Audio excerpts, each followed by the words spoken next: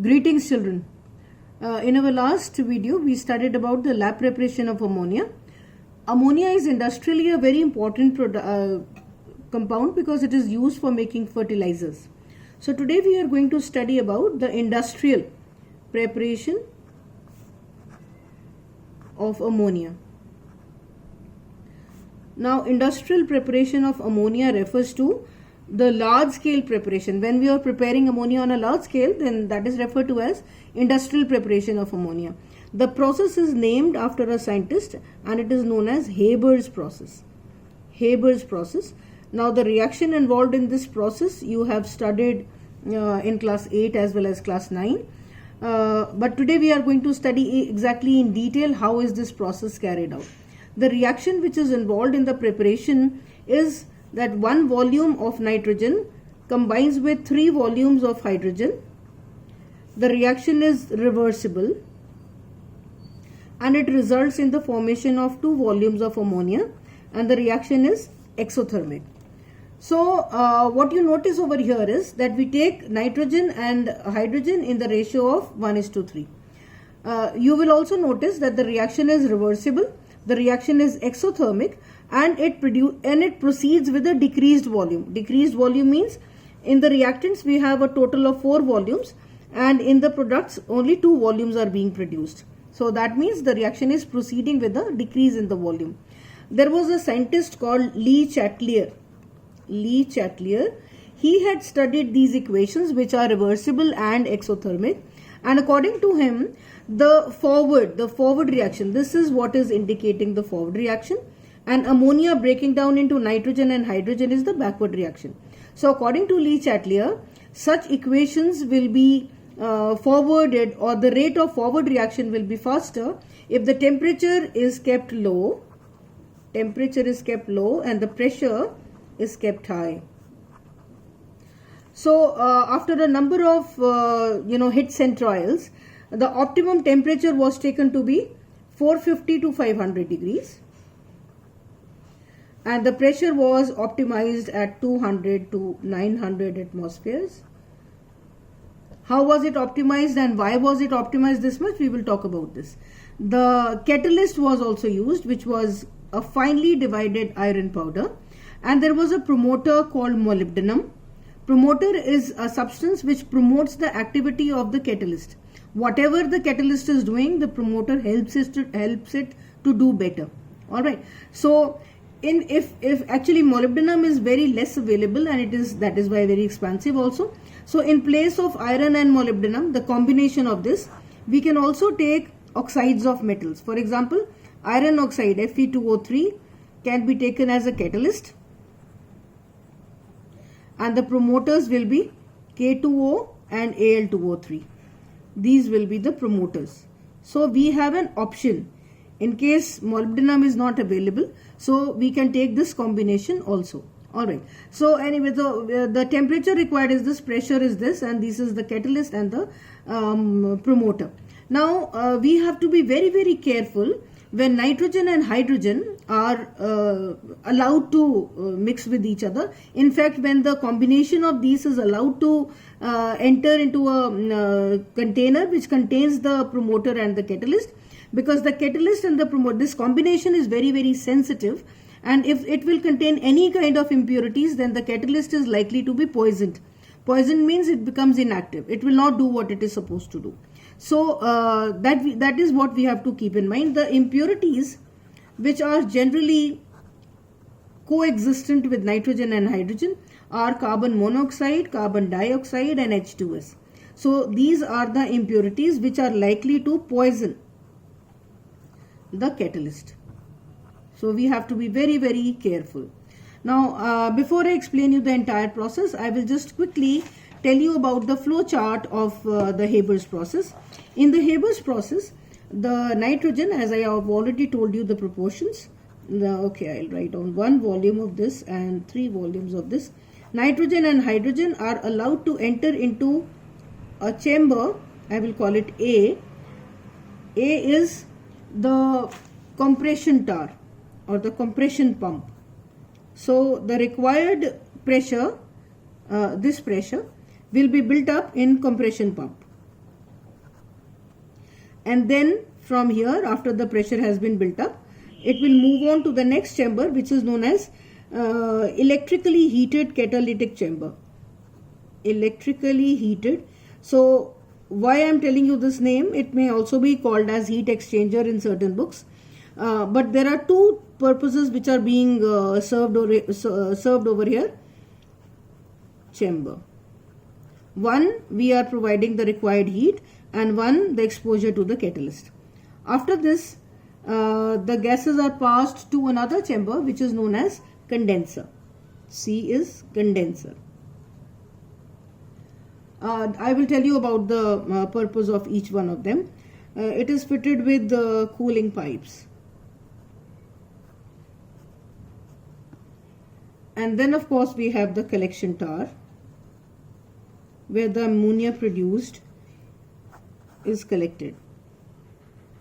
Collection tower. And in this process, because as you know, in spite of all the conditions we are providing, the reaction is reversible. That means ammonia, some part of ammonia breaks down and forms nitrogen and hydrogen. And in spite of all these conditions, the entire nitrogen and hydrogen cannot combine and form ammonia. So some of it remains unreacted. Alright. So when the gases are coming out from here, that means it contains nitrogen and hydrogen and ammonia. So we have to select a method or a procedure by which we can separate ammonia from nitrogen and hydrogen. Anyway, I will tell you this part in detail. Okay. Now just remember that from here the gases are passed over here, which will have nitrogen and hydrogen. So as I told you, the backward reaction was taking place. So now I will just explain you how the process is carried out. Now first of all, we have a compression tower. This is the compression tower where the required pressure is built up. I hope you know the pressure. This is this is a piston kind of a thing, and the nitrogen and the hydrogen are allowed to enter into this tower. You already know the proportion. Now this is a piston. You've already seen this. If we will push the piston inwards, then the space will be reduced and the pressure will be built up.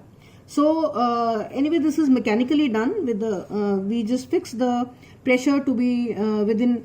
The range is not so broad. It is not exactly between 200 to 900. I am telling you this range because the plant which is involved in the making of the ammonia can withstand a pressure of 900 atmospheres. That is why.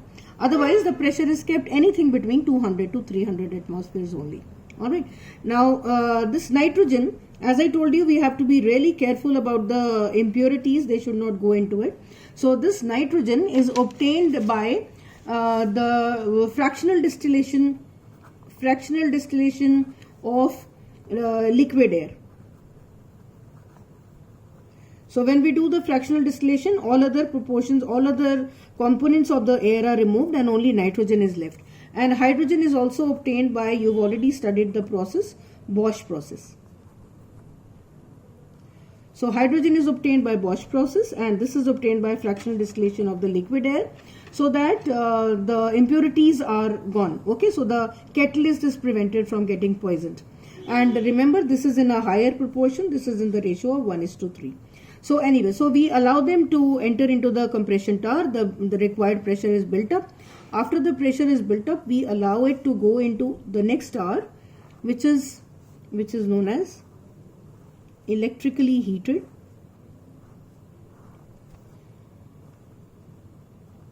Now in this we have the catalyst as well as the promoter. So this is where the catalyst and the promoter are packed, and this tower is electrically heated. So you call it electrically heated. What is the purpose of electrical heating? To build up the required temperature. Catalytic tower, chamber or tower. Alright, so the gases, the nitrogen and hydrogen, after the required pressure has been built up, They are passed into this chamber, they are given the required heat, and they are also exposed to the catalytic catalyst and the promoter, and the reaction takes place.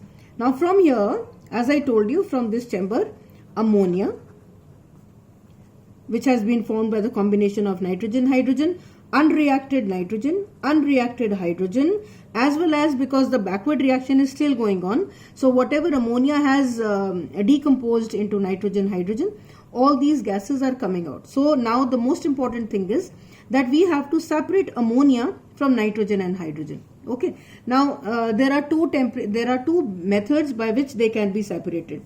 One method is liquefaction. So I have already told you about reactants. I have already told you about temperature. See, the temperature required is built up over here. Okay, but as you know, the reaction is exothermic. So after some time, only initially we need to heat the catalyst and the promoter. After that, we have to discontinue with the heat because the reaction is exothermic. Whatever heat is produced during the process, that will carry on the reaction further. Alright, so you can be asked this question, that why is the external heating discontinued after some time? I'll write it. Why external heating? How can you discontinue the external heating? By switching this off. Okay, so why external heating is discontinued after a while? So what will you say? Because the reaction is exothermic and whatever heat is generated is enough to carry on the reaction further. So the third thing is, actually, as I told you, Le-Chatelier suggested something about the temperature. If you remember, I told you Le-Chatelier suggested that the temperature should be low and the pressure should be high.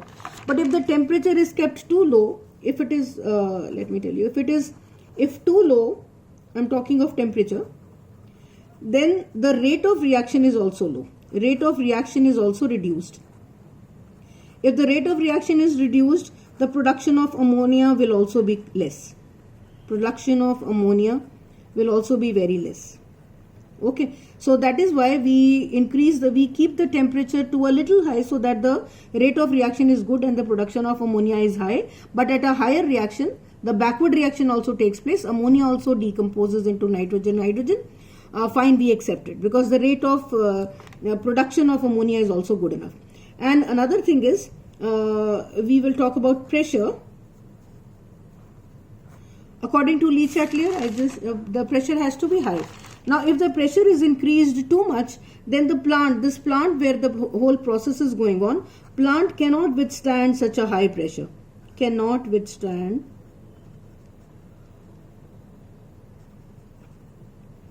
a high pressure.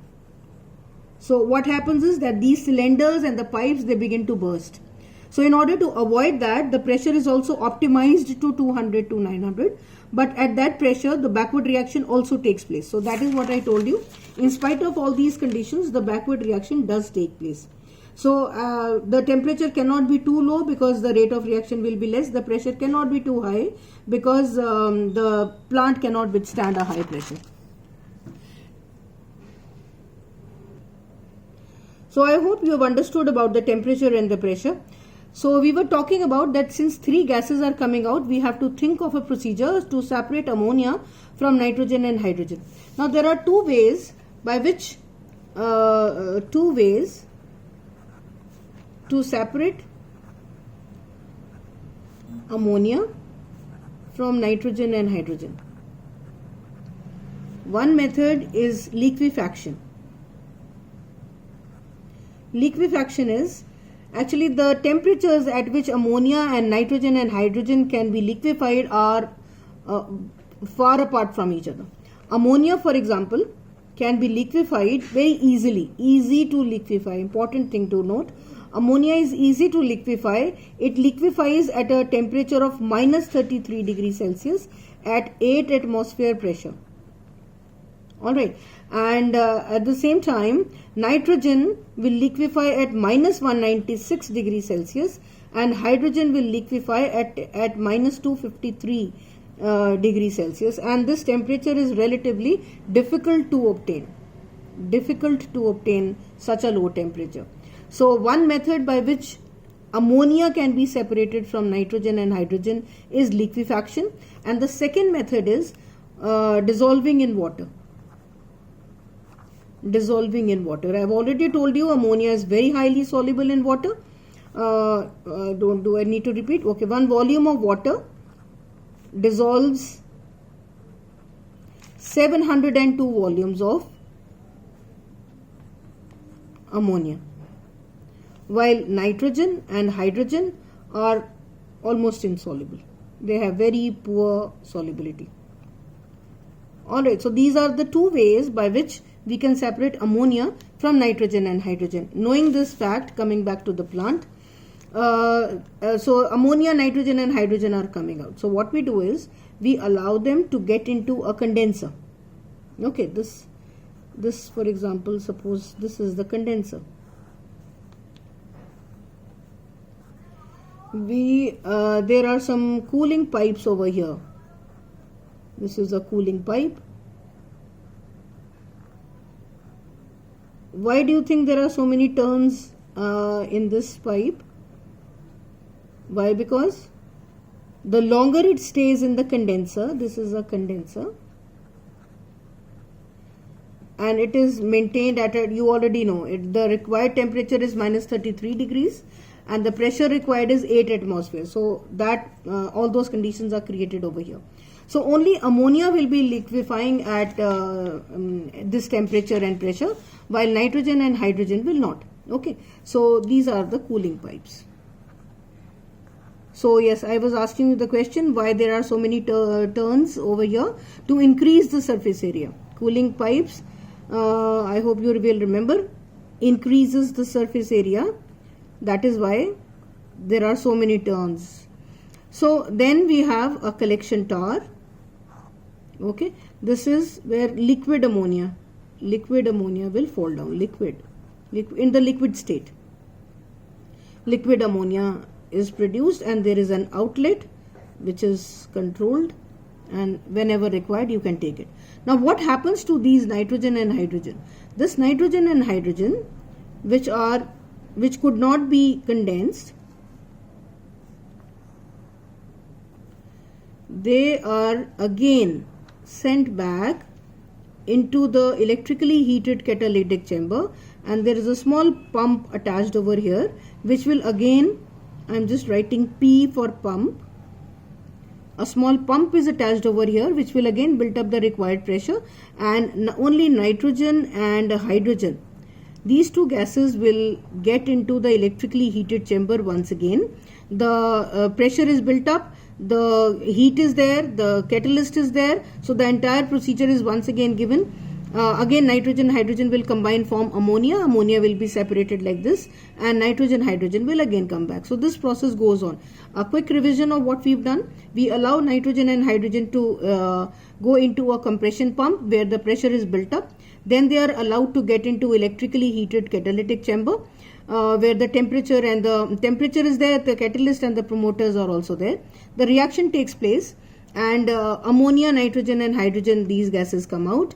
To separate ammonia from nitrogen and hydrogen, we pass it through condenser, where ammonia condenses and forms a liquid. Nitrogen and hydrogen are sent back into the electrically heated chamber. The reaction takes place, and this is how it goes on. So this was regarding the Haber's process, where ammonia is produced on a large scale. Alright, that should be all for today. God bless you, children.